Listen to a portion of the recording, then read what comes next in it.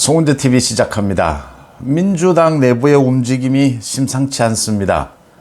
이재명에 대한 대장동 비리에 대한 검찰의 수사가 본격화되면서 포스트 이재명 이후에 총선이 다가오고 있는데 이재명 이후에 당 지도 체제는 어떻게 해야 되느냐라는 부분입니다. 이재명이 당대표직을 계속해 나갈 수는 없을 것이다. 이재명이 아무리 버텨도 내년 봄을 넘기지는 못할 것이다. 그렇다면 비대위 체제로 가서 내년 총선을 치르느냐라는 부분입니다. 그 다음 비대위원장 중심은 누가 될 것이냐라는 겁니다. 이낙연이 움직이기 시작했고 박용진이 목소리를 내기 시작했습니다. 모두 지난해 민주당의 대통령 후보 경선에서 이재명과 대결했던 사람들입니다. 여기에다가 가장 먼저 이재명에 대해서 퇴진하라, 정계에서 물러나라라고 요구를 했던 부산이죠. 김혜영 전 의원, 조응천 의원 등이 목소리를 높이고 있습니다. 이재명, 포스트 이재명은 누가 될 것이냐. 민주당은 굉장히 계파가 복잡합니다.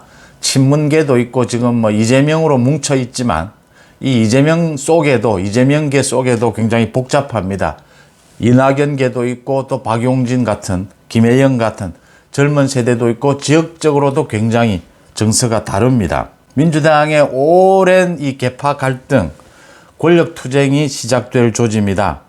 이재명이 당대표직을 계속 유지할 수 있느냐, 아니면 내년 봄, 아무리 늦어도 내년 봄, 지금 첫눈이 올 때냐, 봄꽃 필 때냐 이런 이야기인데, 이재명이 다음 달 정말 급하게 빨리 이재명 체제가 끝나느냐, 아니면 내년 봄까지는 이재명이 버티느냐.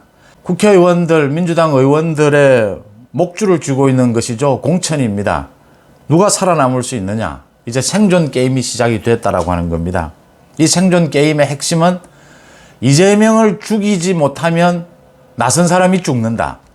가장 먼저 핵심적으로 봐야 될 것은 이낙연의 움직임입니다. 서른, 윤영찬, 이병훈 등이 다음 달 이낙연을 만나기 위해서 미국을 방문할 계획이다라고 밝혔습니다. 이렇게 공개적으로 이낙연계가 움직임을 시작했다. 또 이걸 밝혔다라고 하는 것은 이미 이낙연과 많은 조율이 끝났다라고 하는 것입니다. 이제는 나설 때가 됐다라는 걸 의미하는 것이고, 포스트 이재명으로 이낙연이 움직일 수 있다, 움직인다라고 하는 부분을 보여주면서 이재명 흔들기에 본격적으로 나섰다라고 하는 것입니다. 이낙연이 당초에는 내년 6월 귀국할 예정이었는데 3, 4월쯤으로 앞당기기로 했다라는 겁니다. 일단 3, 4월쯤을 보고 있는 겁니다. 더 앞당길 수도 있고, 미국에 가 있는 이낙연이 크게 할 일은 없습니다. 그러니까 언제나 시선은, 관심은 국내에 와 있는 것이죠. 이낙연계가 보고 있는 것은 검찰 수사가 지금 속도로 진행이 되면, 또 남욱, 김만배, 유동규 등의 폭로가 계속 이어진다면 다음 달쯤에는 아마 이재명이 검찰에 소환이 될 것이다. 그렇게 되면 이재명의 리더십은 급격하게 무너져 갈 것이고, 이재명을 따르고 있는 지금 공천 때문에 이재명의 목을 메고 있는 많은 의원들이나 많은 추종자들이 굉장히 불안해지고 분열될 것이다. 그렇다면 내년 3, 4월쯤 봄꽃이 필 때쯤 이재명을 대표직에서 퇴진시키는, 그게 구체화될 것이다. 이렇게 지금 보고 있는 겁니다. 이낙연계에서는. 이미 서른이나 윤영찬, 이병훈 이런 이낙연계 사람들이 미국을 방문하겠다라고 한 것은, 이걸 공개한 것은 선전포고를 한 겁니다. 이재명에 대해서. 이제는 끝을 내자라는 것이고, 여기에 대해서 이재명은 어떻게 대응할 것인가가 가장 큰 고민일 겁니다. 이낙연의 동의를 구하고 이런 부분들이 공개가 됐다라고 하는 점에서 선전포고를 했다라고 보입니다. 또 한쪽에서 선전포고를 한 것은 박용진입니다. 박용진이 처음으로 검찰에, 그러니까 이 부분입니다. 박용진과 지금 조응천이 문제 삼고 있는 것이 설득력이 있는 것이죠. 지금 당내에서 많은 의원들을 쳐다보면서 하고 있는 겁니다. 가장 먼저 문제된 것이 정진상과 김용이 구속이 됐다.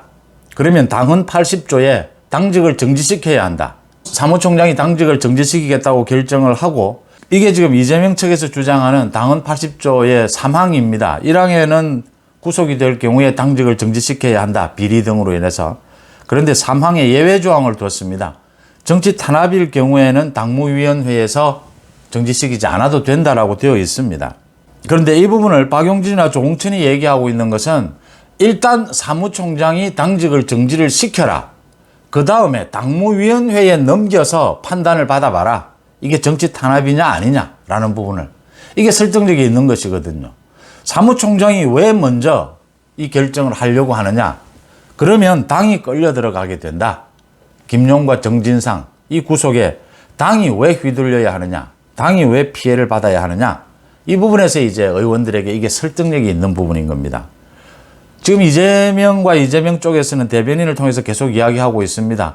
정진상과 김용의 이 구속은 정치 탄압이다. 그래서 사무총장이 당직 정지시킬 필요가 이미 없다. 지금 이런 입장입니다. 그런데 이게 버티지 못할 것이다 라고 하는 겁니다. 그 부분을 박용진과 조홍천이 어제 언론에서 정확하게 얘기를 했습니다. 검찰의 정치 탄압이라고 하는데 영장을 발부한 쪽은 법원이다. 이재명이 이야기하는 검찰을 이용해서 윤석열 정부가 정치 탄압을 하고 있다라고 하는데 영장을 발부한 사람, 체포영장, 구속영장을 발부한 사람은 법원이다. 이게 어떻게 해서 검찰의 탄압이냐? 법원의 탄압이란 말이냐? 이야기가 이렇게 되는 겁니다. 그래서 설득력이 떨어지기 때문에 이렇게 이 부분을 고리로 해서 이제 박용진과 조홍천 등이 목소리를 내기 시작했다. 이것도 역시 선전포고를 한 셈입니다. 이제 가장 설득력 있는 이 부분을 가지고 당직을 정지시켜야 하지 않느냐. 정치 탄압이 맞다고 하더라도 법원까지 나서서 정치 탄압을 한다는 식인데 정치 탄압이 맞다라고 하더라도 당무위원회에 넘겨서 판단을 받아라. 이렇게 되면 이제 버티지 못할 것이다. 일단 당직은 정지시켜야 할 것이고 당무위원회의 판단을 받아야 할 것이다. 이재명은 끊임없이 침묵하고 있습니다. 남욱이나 유동규, 24일 또 감옥에서 나오는 김만배가 계속 입을 열 것으로 보이는데 대장동 일당이 입을 열자 이재명은 오히려 입을 닫았다. 기자들이 질문이 이어지는데도 입을 닫고 있습니다. 이재명은 지금 말을 할 수가 없는 상황입니다.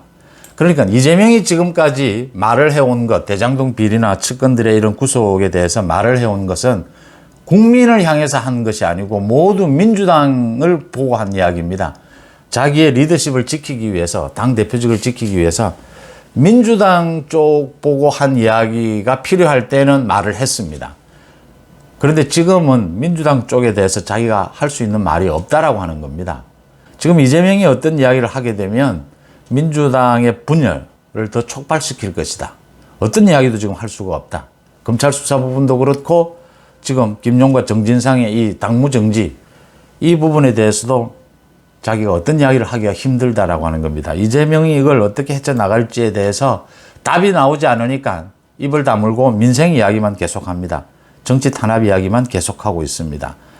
이제 가장 먼저 이재명에 대해서 퇴진을 이야기했던 부산의 김혜영 전 의원도 다시 목소리를 낼 때가 되었다라고 하는 겁니다. 이번 이재명의 검찰 수사를 놓고 이재명 체제를 끝내는 이 상황에서 아마 이낙연은 그런 방식을 또 선택할 겁니다. 이재명계와 타협을 하는 방법을 생각을 할 겁니다.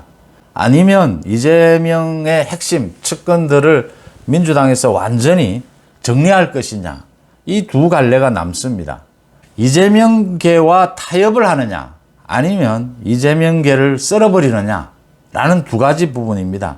이게 지금 검찰의 수사와 맞물려서 굉장히 판단이 어려운 부분이다. 이낙연 쪽에서는 이낙연은 이재명이 당대표직을 물러나는 대신 적정한 선에서 타협을 하는 것이 지금 이재명으로 뭉쳐있는 많은 사람들을 분열시킬 수 있고 모두 제 살 길을 찾아야 하니까 이런 부분들을 생각을 할 겁니다. 그러니까 뭐 타협을 한다고 해서 전면적인 타협 이런 건 일어날 수가 없고 또 이재명계를 썰어버린다라고 해서 전면적으로 썰어버리는 것은 있을 수 없습니다. 어느 쪽에 무게를 싣느냐에 따라서 이낙연이 포스트 이재명이 되느냐 아니면 새로운 인물 이런 사람이 새롭게 등장하느냐 여기에 따라서 지금 민주당의 많은 대부분의 의원들의 목줄이 달려있다. 내년 공천이 움직이게 된다. 목숨을 건 싸움이 시작됐다. 누가 나서서 가장 선명하게 이재명에 대해서 공격을 할 수 있느냐가 현재로서는 관건입니다. 왜냐하면 이재명이 받고 있는 검찰의 수사가 그 수사 내용이 워낙 심각한 문제이기 때문에 타협을 하더라도 이재명과 이재명의 최측근들과의 타협은 되지 않는다. 완전히 민주당이 쇄신으로 가져갈 때 민주당 전체가 새로운 길을 열 수 있다라고 하는 점에서 이재명과 이재명 측근과의 타협은 어려울 것이다. 그렇다면 지금 이재명에 대해서 누가 가장 날카로운 공격, 선봉에 설 것이냐.